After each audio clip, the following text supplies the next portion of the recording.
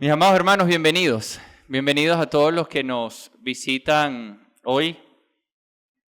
Y es una bienvenida que a veces es y descolocada porque tenemos tiempo aquí compartiendo ya. Definitivamente es un gozo alabar al Señor juntos, pero yo quisiera atreverme a contarles una historia. Y es interesante que nosotros recientemente abrazamos una confesión de fe de New Hampshire de 1833. Pero alrededor de esos 1833, de hecho unos cuantos años antes, en 1829, hubo una historia muy particular que yo les quiero contar hoy. Resulta que un hombre llamado George Wilson hizo una pequeña travesura muy grave. Él asaltó con algunas otras personas un carruaje que llevaba el correo. Recuerden que no había correo electrónico, sino era la mensajería oficial de Estados Unidos. Y esto para la época era un asunto tan grave que de manera implacable castigaban con pena de muerte. Y de hecho él fue capturado, fue procesado y fue condenado. Lo que sucedió alrededor de esto es que algunas personas de influencia presentaron una apelación a clemencia, a misericordia. Se la presentaron al presidente de la época, Andrew Jackson, y este presidente, contrario a lo que todo el mundo esperaba, tuvo misericordia, tuvo clemencia. Alrededor de la 8ª semana, cuando esta persona estaba en lo que ellos conocen como el corredor de la muerte, que es esa antesala a ser ejecutado, ¿saben lo que sucedió? Esta persona recibió un documento que tenía un edicto, un indulto presidencial. Esto no solo le daba la oportunidad de no ser ahorcado, de no llevar la pena de muerte, sino que resolvía la justicia pendiente con el Estado. Lo que no esperaba nadie, y lo que probablemente tú no esperas, que estás escuchando esta historia, es lo que este hombre hizo. ¿Saben qué hizo? Este hombre despreció el indulto. Él decidió que no quería recibirlo. Y esto llevó a Estados Unidos por primera vez en su historia a entrar en algo que jurídicamente determinaron como colapso técnico. El caso escaló hasta la Corte Suprema y duró varios años. Parado sobre 1833, de hecho, el tema en cuestión durante estos años era el Estado contra Wilson, Wilson contra el Estado, y la pregunta en cuestión era esta: ¿puede un perdón legal salvar a alguien que se niega a ser salvado? Voy a repetir la pregunta, porque este fue un tema que estuvo sobre la mesa en el expediente Estados Unidos versus Wilson, Wilson versus Estados Unidos. ¿Puede un perdón legal salvar a alguien que se niega a ser salvado? Hermano, lo que les estoy contando no es una metáfora, es una historia de la vida real. Es una historia de la vida real. Y no solo es una historia de la vida real, sino que John Marshall, que era el jefe de justicia en esa época, dado que esto escaló hasta el Tribunal Supremo, hasta la Corte Suprema, dictó una sentencia que hoy resuena con un peso eterno, y de hecho se las voy a leer taxativamente como fue planteada. La sentencia fue la siguiente: un perdón es un acto de gracia cuya validez depende de su entrega, y la entrega no está completa sin la aceptación. Si es rechazado por la persona a quien se le ofrece, la Corte no tiene poder para imponerlo. Debe considerarse que el perdón no existe. ¡Wow! Hermanos, George Wilson fue conducido al lugar de ejecución y fue ejecutado en la horca en 1833. No porque no hubiera un perdón disponible para él, sino porque despreció el único medio legal que podía salvar su vida. El perdón estaba firmado sobre la mesa en ese momento en el que lo estaban ejecutando. Un perdón disponible sobre la mesa. y un corazón cerrado a recibirlo significó la condenación final de su vida. Hermanos, es impresionante cómo Dios en su providencia permite que historias como estas estén disponibles, que tan claramente muestran que el perdón es un asunto de justicia divina. No es un asunto tan simple, cotidiano, degradado y devaluado como muchos de nosotros pensamos hoy que es. Es un asunto de justicia divina que no solo es el título del sermón de hoy, sino que nos muestra en la imagen de fondo la oportunidad de recrearnos en un hombre, George Wilson. Una salvación y un perdón legal disponible para él y un corazón que lo despreció.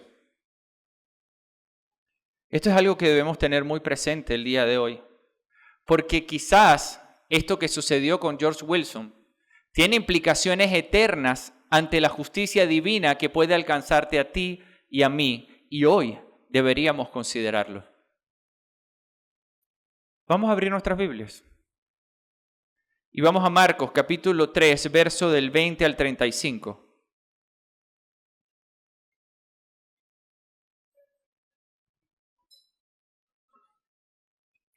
Quiero suplicarte que no solo leas esta historia conmigo. Imagínatela.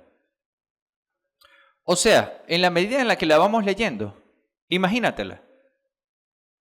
Así como cuando eras un niño y te contaban una historia y tú estabas escuchando la historia y estimulando tu creatividad.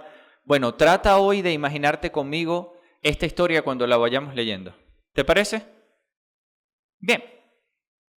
Verso 20. Leamos la palabra del Señor con un corazón reverente y consciente de lo que estamos leyendo. Leamos. Verso 20. Jesús llegó a una casa y la multitud se juntó de nuevo, a tal punto que ellos ni siquiera podían comer. Cuando sus parientes oyeron esto, fueron para hacerse cargo de él, porque decían, está fuera de sí. Y los escribas que habían descendido de Jerusalén decían, tiene a Belcebú y expulsa a los demonios por medio del príncipe de los demonios. Verso 23. Llamándolos junto a él, Jesús les hablaba en parábolas. ¿Cómo puede Satanás expulsar a Satanás? Si un reino está dividido contra sí mismo, ese reino no puede perdurar. Si una casa está dividida contra sí misma, esa casa no podrá permanecer. Y si Satanás se ha levantado contra sí mismo y está dividido, no puede permanecer, sino que ha llegado su fin. 27. Pero nadie puede entrar en la casa de un hombre fuerte y saquear sus bienes si primero no lo ata. Entonces podrá saquear su casa. En verdad les digo que todos los pecados serán perdonados a los hijos de los hombres y las blasfemias con que blasfemen. Pero cualquiera que blasfeme contra el Espíritu Santo no tiene jamás perdón, sino que es culpable de pecado eterno. Porque decían, tiene un espíritu inmundo. 31. Entonces llegaron su madre y sus hermanos, y quedándose afuera, mandaron a llamar a Jesús. Y había una multitud sentada alrededor de él, y le dijeron, tu madre y tus hermanos están afuera y te buscan.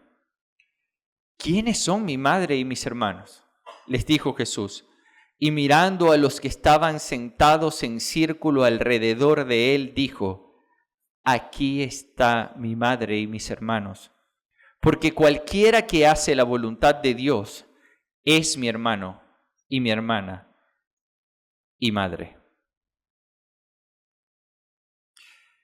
Hermanos, esta historia es asombrosa y nos permite afirmar con confianza que este asunto del perdón es un asunto de justicia divina, que nos enseña algo que yo anhelo que podamos internalizar en nuestro corazón y abrazar como una convicción, porque tiene un efecto sobre nuestra cotidianidad y sobre nuestra eternidad mayor al que creemos que tiene. Si tuviésemos que expresar en una sola frase lo que este pasaje nos enseña, podríamos expresarlo con confianza diciendo lo siguiente: solo en Cristo tenemos identidad y salvación.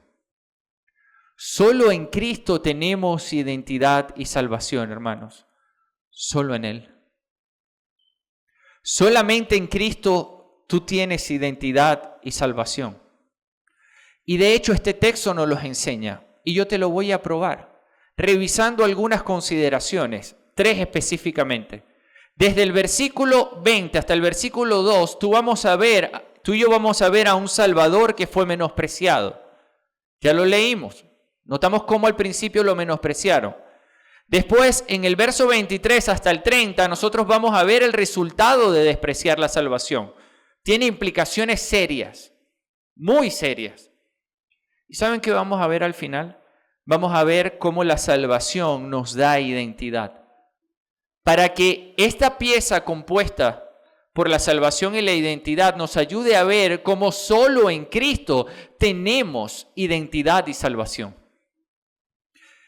Hermano, vamos a orar y vamos a pedirle a Dios que nos ayude a entender, a internalizar lo que Él quiere enseñarnos hoy.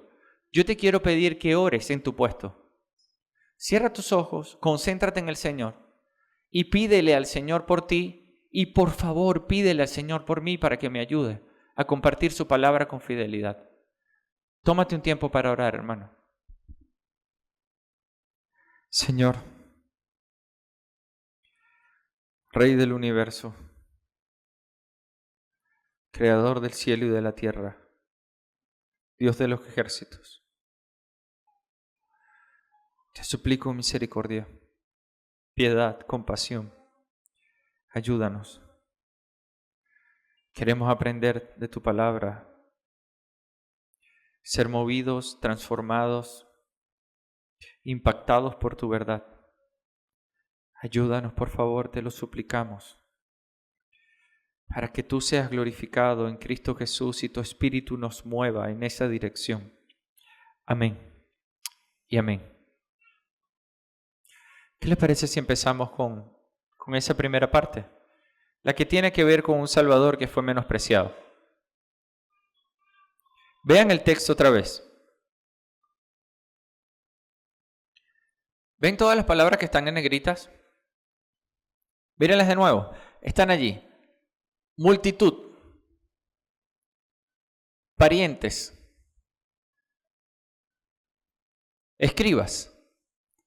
Ahora bien, yo no sé si lo notes, pero en estas personas que estaban interactuando al principio del texto con el Señor Jesús, vemos una escalera de gravedad.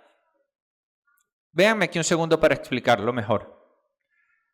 Hay una multitud que estaba alrededor de él y que estaba demandando de su atención, tanto que ni siquiera lo dejaban comer. Lo dice el texto, ¿verdad?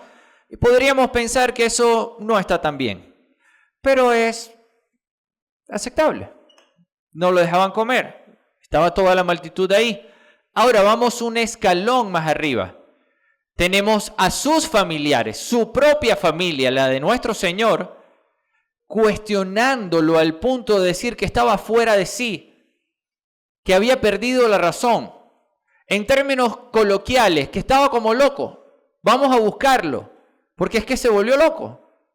Perdió los estribos. Aquí definitivamente ya estamos hablando de algo que no está bien, que está muy mal. Pero el texto nos presenta un escalón superior. Unos escribas que se atreven a decir que nuestro Señor expulsaba a los demonios por medio del príncipe de los demonios. Esto ya está en otro nivel. Esto es algo extremadamente grave. Y saben que esta primera parte del texto no solo nos ayuda a contextualizar y a saber de qué está hablando el autor cuando nos está enseñando el pasaje, ¿saben de qué también nos sirve? Nos sirve de diagnóstico.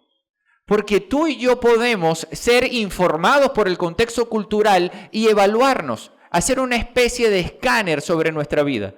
¿Y cómo nos informa el contexto cultural en esto? Bueno, nos informa mucho porque resulta que la razón por la que los parientes estaban deseando ir a llevárselo, noten que el texto dice que iban por él, iban a hacerse cargo, es la expresión que utiliza. Es porque las familias solían proteger con los miembros de la familia el prestigio de la familia, el nombre de la familia. No deseaban que nada de lo que hiciera alguno de sus miembros los avergonzara. Y también en el contexto cultural notamos como este texto está diciendo que los escribas descendieron de Jerusalén. Es decir, estos hombres que eran la erudición de la ley de la época, estaban saliendo de su comodidad para bajar a las zonas rurales donde estaba Galilea. Y ellos estaban descendiendo, ¿ves? Habían descendido de Jerusalén precisamente incomodándose a sí mismo porque ya Cristo representaba un tropiezo político. Ya el efecto de lo que él estaba generando tenía implicaciones sociales que ellos debían con inmediatez atender, frenar. Y ahora yo quiero preguntarte, hermano, estas motivaciones inherentes a el prestigio, el privilegio, estas motivaciones inherentes a que Cristo esté moviendo o esté enseñando algo que es contrario a lo que nosotros políticamente consideramos correcto, es algo de lo que un creyente puede y debe aprender, mucho más de lo que tú te imaginas. Porque ¿cuál sería la respuesta de tu corazón?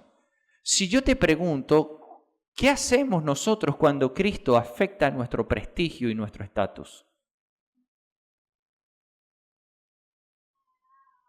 ¿Qué hacemos nosotros cuando las enseñanzas de Cristo contradicen tu criterio político o tu criterio social? Hermanos, son preguntas que deberíamos hacernos porque quizás nos parecemos más de lo que creemos. Y con simpleza leemos esta historia y nos asombramos de cómo su familia reaccionó como reaccionó y más aún de los escribas. Pero tú y yo deberíamos hacer un test, deberíamos hacer un chequeo. ¿Qué pasa? Podríamos tomar así como se toma una gota de sangre para ver cómo está el comportamiento del cuerpo y a través de ella poder previsualizar algunas conclusiones. Mujeres, ¿qué sucede en tu corazón? ¿Qué sucede en tu corazón cuando se toca en una conversación de la cotidianidad, en tu comunidad, en tu trabajo, con un familiar, en algún pasillo, en la calle, cuando se toca el tema del rol de la mujer a la luz de la palabra de Dios? Cuando Cristo está presente, moviéndote a representarle ¿cuál es el rol? ¿Ajustas un poco? ¿Lo cuestionas? Hombres, ¿qué sucede cuando es al revés?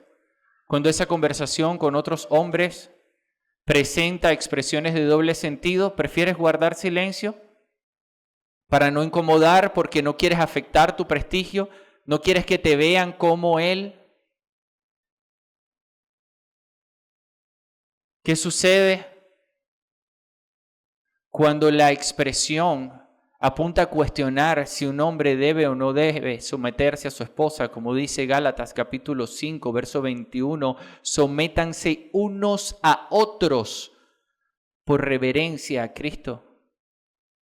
¿No te es de tanto prestigio tu Cristo en ese momento? Jóvenes, ¿quieres resguardar tu prestigio cuando se habla de pureza? Cuando se te toca el tema de guardarse sin intimidad hasta el matrimonio. Cuando eres burlado por no tener una relación o una pareja o estar haciendo algo que otros hacen y que consideran propio de la juventud. Iglesia, ¿qué tal si nos metemos con el tema de la política? Te pregunto, ¿Cristo es tu único rey y tu partido político está absolutamente parcializado en tu corazón a tu Cristo? ¿O todavía eres medio revolucionario o medio opositor? ¿O para la iglesia eres cristiano y mi partido político es Cristo, pero en el mundo yo sí estoy plantado y tengo una política bien construida en mi corazón? ¿Te avergüenza mucho que te pregunten cuál es tu partido? O no, eso no quiere sonar tan fanático todavía. Eso es medio vergonzoso. ¿Cómo reaccionas, iglesia, cuando alguien no piensa doctrinalmente lo mismo que tú? ¿Cuál es tu postura? Cuando él no piensa doctrinalmente lo mismo que tú, ¿señalas, atacas, cuestionas? Como estos escribas estaban atacando, señalando y acusando a nuestro Señor. ¿Sabes qué? Es un chequeo que todos debemos hacer. Porque este chequeo nos lleva a una conclusión, mi amado hermano. La conclusión es que la doctrina que tú crees, la fe que tú afirmas, está internalizada en tu corazón, tiene mucho menos que ver con lo que tú dices con tu boca y tiene más que ver con cómo tú reaccionas a las circunstancias que te prueban. Y lo que está sucediendo en estos primeros versículos es que el corazón de la familia del Señor, el corazón de los escribas, estaba siendo probado y eso exteriorizó donde estaba su fe. Cuando eres probado, ¿qué es lo que exterioriza tu vida? Es una buena pregunta que te permite ver en qué parte de la escalera estás. Y esta escalera está disponible aquí como antesala a unas implicaciones muy serias. Es por esta escalera y por cómo reaccionan las circunstancias que yo puedo ver si yo estoy aceptando o rechazando lo que está por venir. Mi hermano, tengamos presente las palabras del apóstol Pedro, un hombre que fue realmente probado muchas veces. Él dice en 1 de Pedro capítulo 1, verso del 6 al 7, dice, así que alégrense de verdad, les espera una alegría inmensa, aunque tienen que soportar muchas pruebas por un tiempo breve. Esas pruebas demostrarán que su fe es auténtica. Voy a repetir eso. Verso 7. Esas pruebas demostrarán que su fe es auténtica. Está siendo probada de la misma manera que el fuego prueba y purifica el oro. Aunque la fe de ustedes es mucho más preciosa que el mismo oro. Entonces su fe, al permanecer firme en tantas pruebas, les traerá mucha alabanza, gloria y honra en el día en que Jesucristo sea revelado a todo el mundo. Amén. Hermano, es evidente que yo no hice preguntas apuntando a todas las áreas de lucha, pero tú y yo necesitamos evaluarnos. ¿Creo realmente en lo que mi Dios es y ha hecho? ¿Cómo me relaciono con Él? ¿Cuánto tiempo en verdad pasas en la palabra de Dios cada día? ¿Cuánto tiempo en verdad pasas en oración? ¿Cuánto es una prioridad para ti su iglesia? ¿Cuánto es una prioridad para ti su reino? Pastor, es que usted no sabe, yo tengo que trabajar mucho por mis ocupaciones. Chico, sincérate conmigo y sincérate contigo.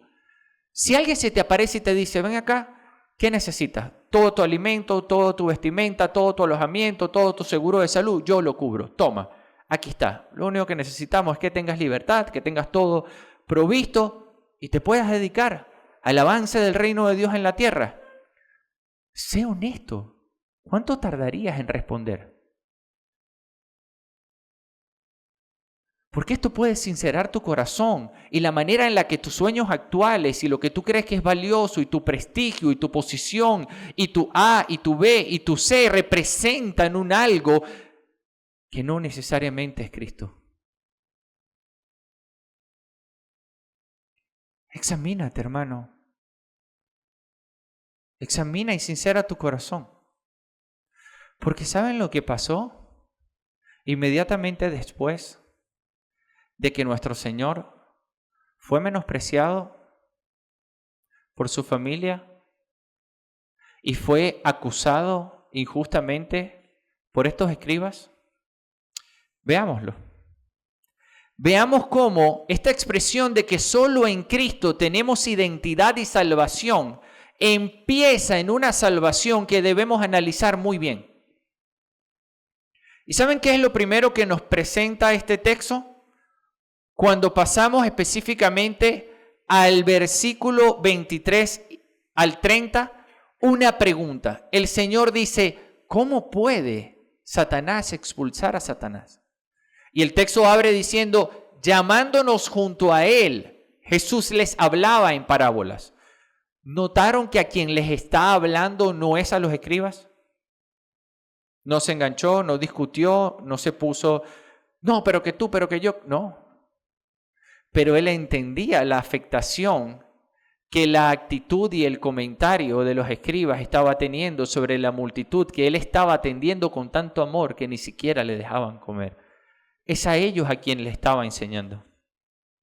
El texto dice, llamándolos junto a él. Les preguntó, ¿cómo puede Satanás expulsar a Satanás? ¿Y saben qué? Él hace el recorrido y el Señor da dos ejemplos, uno que tiene que ver con reino y otro que tiene que ver con familia, pero esta relación no la debemos ignorar porque todo reino empieza en una familia. Y si la familia está dividida, no permanecerá, dice la palabra. Y si su reino está dividido, no puede sostenerse contra él. Él no puede dividirse contra él, sino su fin ha llegado. La respuesta del Señor está siendo clara. ¿Puede Satanás expulsar a Satanás? La respuesta es no. Él está diciéndonos no. ¿Y entonces qué hacemos si Satanás no puede expulsar a Satanás? Si el pecado que él ha sistemáticamente promovido en el mundo está esclavizando y subyugando a las personas, ¿cómo hacemos? Este texto lo dice. Ahí vemos claramente. En el verso 27 dice, pero nadie puede entrar a la casa de un hombre fuerte. ¿Saben? Esa expresión de hombre fuerte está apuntando a Isaías, capítulo 49, en donde el profeta hace mención de cómo el Señor, desde su poder, Él, que es el único que tiene el poder, iba a otorgar la resolución requerida para salvarnos. Dice, nadie puede entrar en la casa de un hombre fuerte y saquear sus bienes si primero no lo ata. Entonces podrá saquear su casa. Hermanos, nosotros debemos entender algo. Este texto dice, todos los pecados serán perdonados. Vean allí en el verso 28, todos los pecados serán perdonados, pero cualquiera que blasfeme contra el Espíritu Santo no tiene jamás perdón. Y es un reto exegético, es un reto teológico, es un reto cultural, es un reto por donde tú lo quieras ver, pero ese reto tiene su origen en la mala comprensión, en la confusión que se ha industrializado en la mente de la gente sobre el perdón y la blasfemia. Y vamos a tratar de atenderlo. ¿Qué es una blasfemia, hermano? La blasfemia tiene su origen en la palabra griega blasfemia, que se compone de dos términos. Una es blastein, y eso significa dañar, herir, lesionar, destruir. Pero la otra tiene que ver con feme, que significa reputación, fama, prestigio, cómo te conocen. Blasfemar, de hecho, no era un término que entre los griegos se utilizara como algo reservado nada más a los asuntos sagrados. Era un término que apuntaba a cuando una expresión voluntaria, deliberadamente, malintencionadamente buscaba degradar y dañar el testimonio de otra persona. Con el tiempo, esto tomó implicaciones sagradas. Pero, teológicamente hablando, hermano, es una actitud persistente de rechazo, no es un evento. Tú no puedes destruir el testimonio de alguien con una sola expresión, pero tú puedes permaneciendo en esa expresión, actuar de una manera en que dañes el testimonio de otro. Blasfemar tiene mucho más que ver con la resistencia endurecida que declara guerra contra la verdad sagrada que con una expresión equívoca que salió por tu boca y que carece de conciencia. Así que debemos dejar de tener temor de decir algo que pueda condenarnos si no estamos conscientes de que esto tiene menos que ver con una expresión que se te salió y tiene más que ver con cómo tú has internalizado la verdad de Dios y lo que Él ha hecho por ti y cómo eso internalizado, como ya fue en tu corazón, gobierna, señorea tu conducta. Pero ¿y perdón? ¿Qué es perdonar? Hermanos, ¿saben cuántas veces vemos en las redes sociales personas afirmar que tienes que decidir perdonar porque esa es la mejor manera de amarte y si no perdonas, más te hace daño el que no perdona que el que tienes que perdonar y tú si tomas la decisión y... Hermanos, el perdón es un asunto de justicia divina. Es un asunto de justicia. No es un asunto de impulsos emocionales.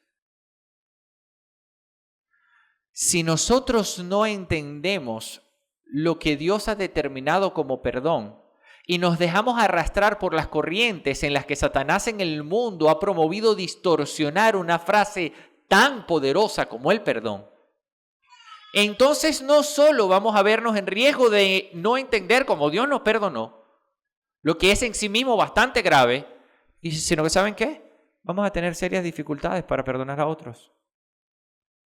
Porque no entendemos qué es el perdón. No existe forma ni manera de consumar un verdadero perdón deformando la justicia. Hermanos, perdón está compuesto también por dos frases, dos palabras. Per, que tiene que ver con completamente, tiene que ver con lleno, pleno.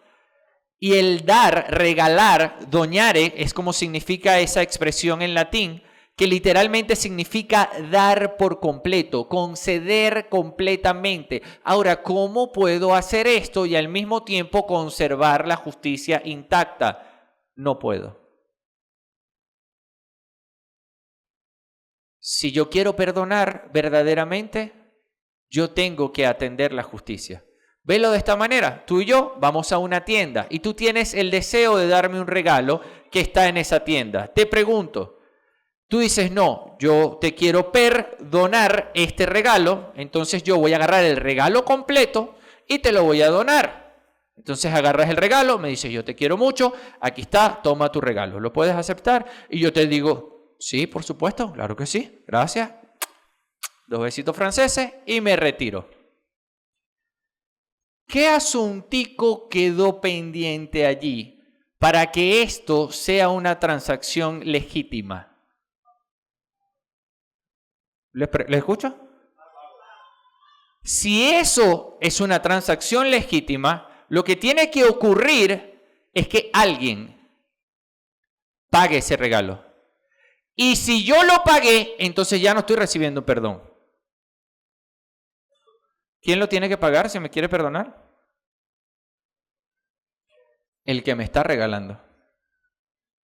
¿Sí o no? Ok. Es un asunto de justicia divina, el perdón divino. Ahora bien, hermano, esto no lo inventamos ni tú ni yo. Y Juan Calvino lo ilustra de la siguiente manera. Él hace mención de un doctor que atiende a un paciente que está enfermo de gravedad y ese doctor contiene el antídoto, tiene en su posesión el antídoto necesario para sanarlo.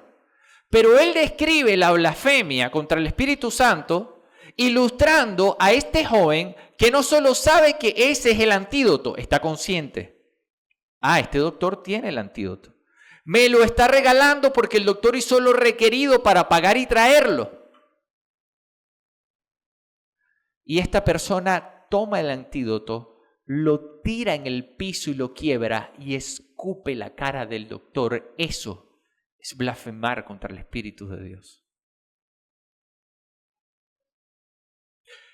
Les voy a leer su expresión final a esta ilustración. Calvino afirma: digo que pecan contra el Espíritu Santo quienes, aunque están tan convencidos de la verdad de Dios que no pueden pretender ignorancia, sin embargo, lo resisten con malicia.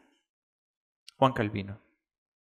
Hermanos, George Wilson, la persona con la que ilustrábamos la introducción a este sermón, se negó a aceptar el perdón y fue condenado a muerte teniendo un perdón disponible para salvarse porque deliberadamente endureció su corazón.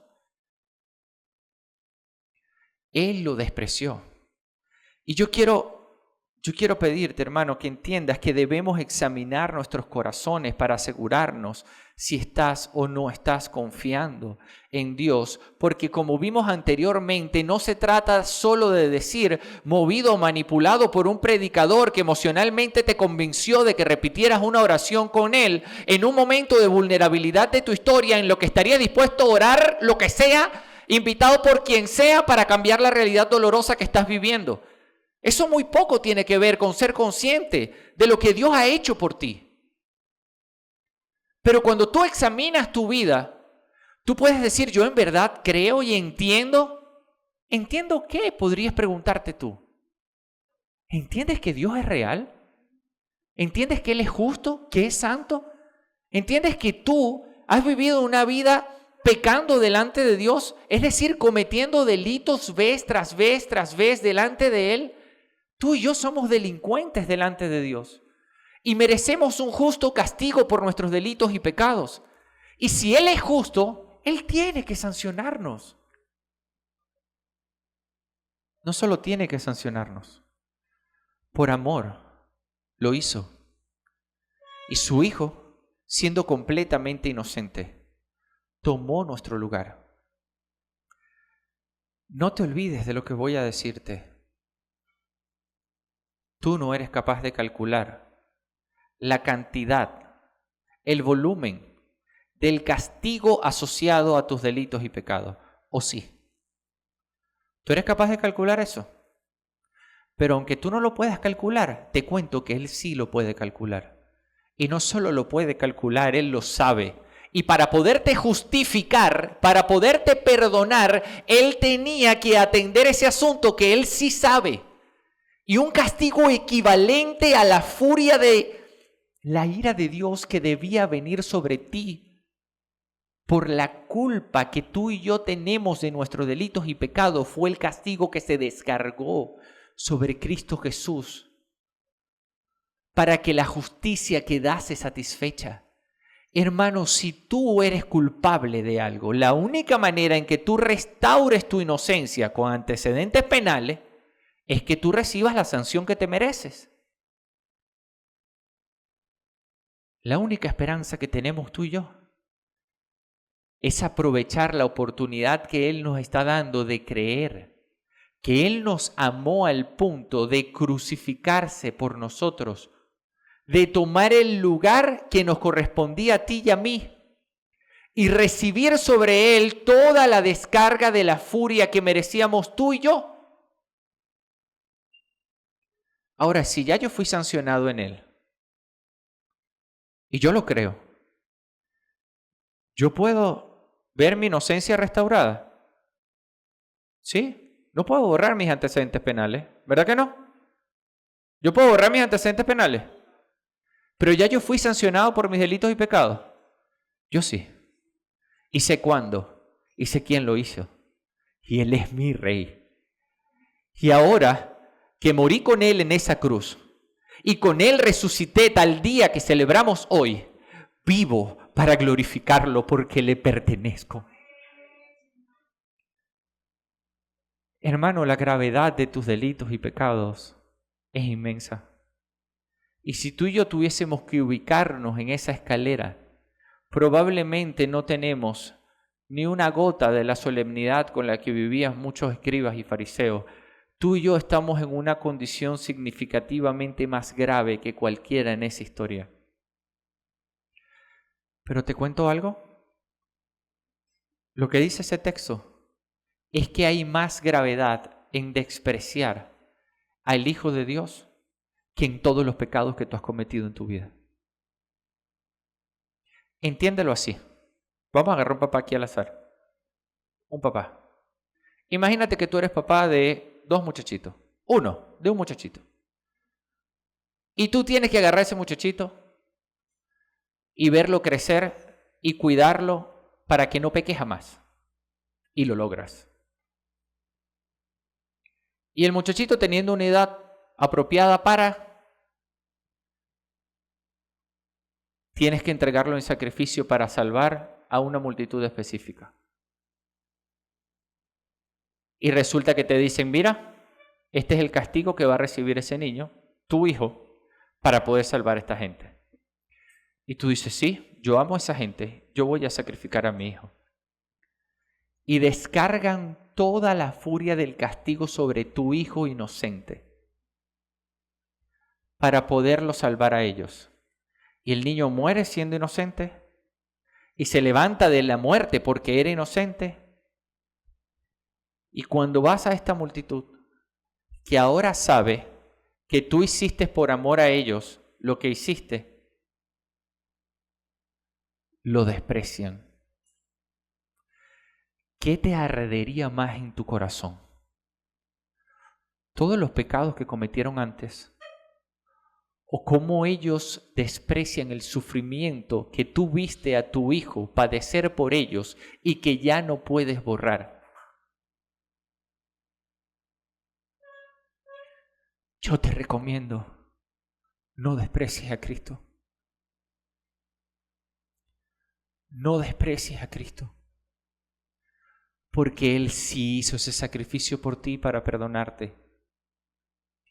Y Él está enseñando claramente que todos los pecados van a ser perdonados.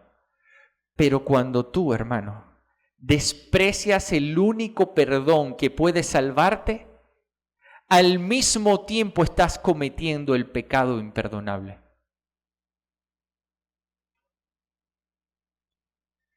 Si el único que puede justificarte de todos los pecados que tú has cometido es despreciado por ti, tú no estás condenándote porque no haya un perdón disponible. Igual que Wilson, estás condenándote por despreciar el amor indescriptible que Dios te ha manifestado en Cristo Jesús. Pastor, ¿y yo? ¿Que sí he creído? Pastor, ya lo entiendo, yo no lo voy a despreciar, yo lo quiero aceptar. Entonces te tengo buenas noticias, porque este texto no se acaba aquí. ¿Vieron mi sonrisa? Este texto no se acaba aquí. Nosotros tenemos una bendición que no se puede expresar con palabras sencillas. Solo en Cristo, hermano, en nadie más. Solo en Cristo tenemos identidad y salvación. Y si tú aprovechaste, valoras esa salvación que Él te ha dado en Cristo, te tengo buenas noticias. ¿Se acuerdan de la familia que al principio dijo que el Señor estaba fuera de sí y que iban por Él? Bueno, llegaron. No sé si vinieron en Django, en Raidery, en Yumi, pero llegaron. Llegaron.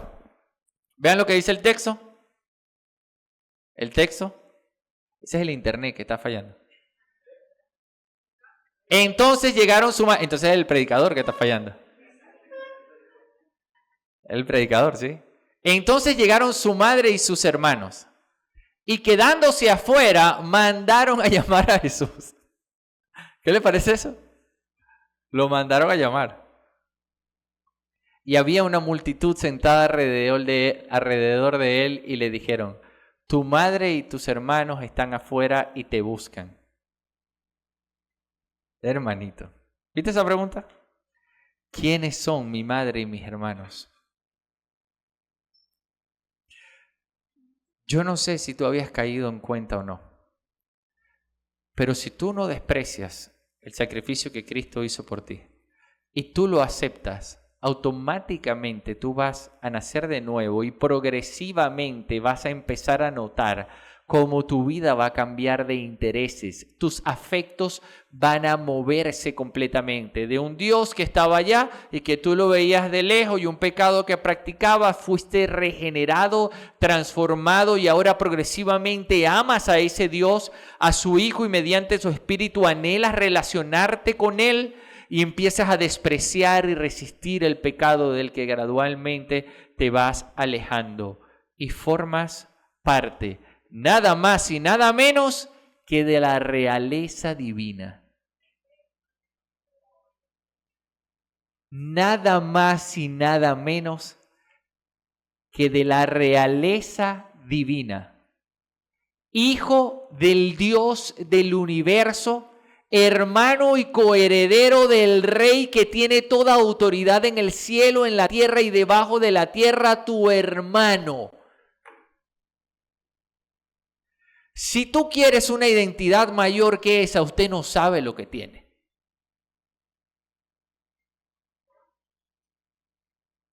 Hermano, necesitamos valorar la identidad que tenemos en Cristo y priorizar su familia, porque es tu familia. ¿Se dieron cuenta a quienes le hablaban? Dice específicamente, que pocas veces vas a ver esto en el texto, en el círculo. ¿Ven cómo dice el texto? Y mirando a los que estaban sentados en círculo alrededor de él. ¿Les da la impresión de que estaban lejos por allá en una esquina, en un rincón metido, conectados en línea? ¿Que no pudieron? No. ¿Sí? Estaban allí. Cerquita, cerquita.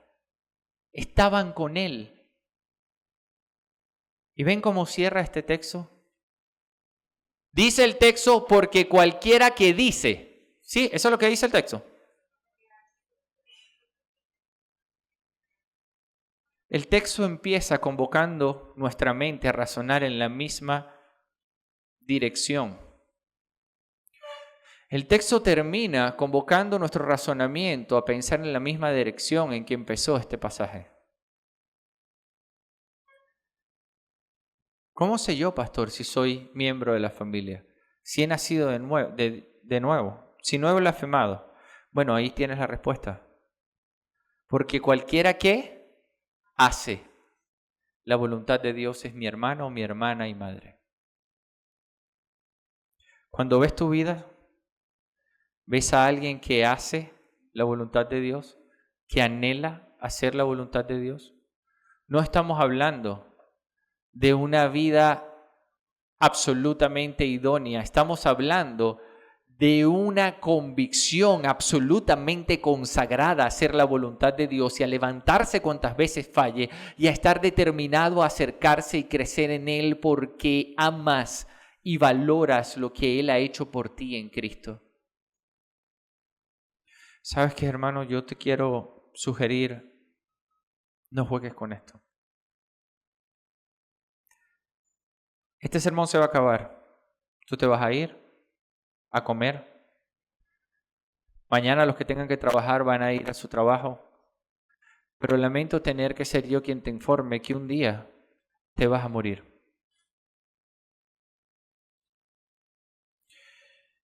Y yo quiero que tú sepas, hermano, que la verdad no depende de tu mente. La verdad es la verdad, aunque tú pienses lo que a ti te dé la gana.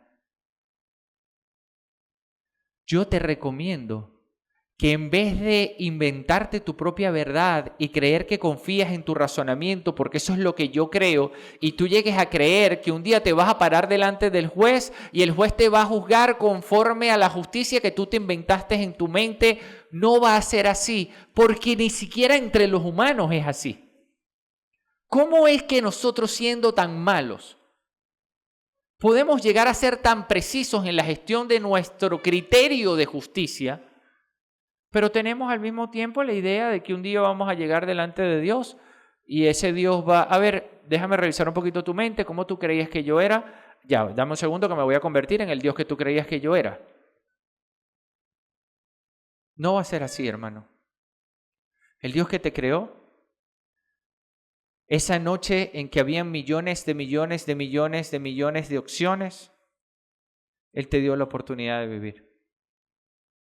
Y yo te recomiendo que si bien recibiste un legado propenso al pecado que te ha impulsado a hacer las cosas mal, seas capaz de reconocer que tú y yo decidimos hacer las cosas mal muchas veces, consciente e inconscientemente, que hemos deshonrado a ese Dios y que necesitamos su salvación.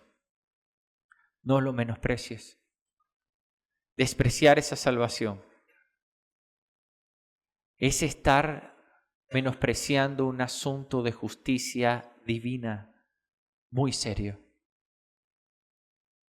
Lo mejor de esto es que si tú eres consciente de tu enfermedad, si tú eres consciente de que tú estás en esa casa apresado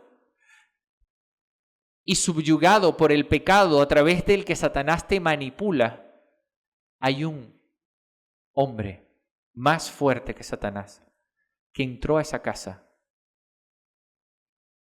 rompió las cadenas, pagó el precio para sufrir el castigo que tú te merecías para que tú pudieras salir. Y te está extendiendo la mano para decirte, ven, sal. No lo menosprecies. Cuando salgas de esa casa, estás tan habituado a esa casa que no sabes lo que está por venir. Déjate guiar por Él, porque Él te va a dar una nueva familia, una nueva vida, y vas a empezar a poder vivir rompiendo los hábitos que aprendiste en esa casa, cambiando los criterios deformados que aprendiste en esa casa, elevando el valor que tienes de ti, de lo que haces, que aprendiste en esa casa. Tu vida va a ser transformada si, solo si confías en Él y aceptas su llamado. Y el contexto literario de este pasaje nos informa mucho, porque recuerdan que antes hablábamos de una cantidad de personas que estaban cuestionando continuamente al Señor y que de ellos los llamó. A esos que llamó, ahora llama familia. ¿Tú eres parte de la nobleza divina? ¿Eres parte de la realeza celestial? Si lo eres, vive. Vive como lo que dices que eres. Y que cuando te vean a un ciudadano de los cielos comportarse en la tierra como Cristo se comportó. Solo en Cristo tenemos identidad y salvación.